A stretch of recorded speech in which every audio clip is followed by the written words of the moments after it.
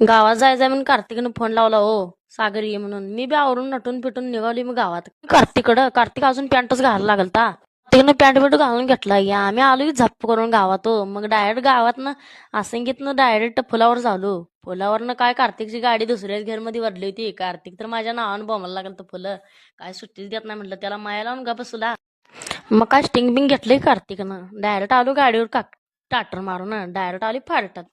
फाटतात आलो sting Bing काढले की स्टिंग बिंग काढून आता पेज म्हणलं ना आणि माघारी जायचं म्हणलं. स्टिंग बिंग पिऊन झालंय की मग गाडी काढली हो, निघाली गावात. आणि गावात जाताना गाडी एवढी ओढली की कार्तिक मागे दमान दमानच म्हणालता. तरी बी गावात आलो की कार्तिकनं अंडी घ्यायला लागलता. तिची अंडी बिंडी घेतली ना आम्ही लगे आलो की झप्प करून घरला.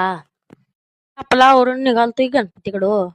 मग काय तत्त काय गणपती गेलो पोरं कबड्डीच नियोजन लावायला आलती हो. गडी मागायला लावायला आलती.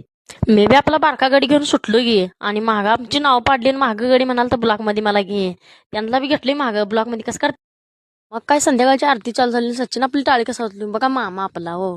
आरती चालू झाली की मग काय ब्लॉग आवडला असला तर फॉलो करून घ्या, लाईक करून घ्या, कमेंट करा.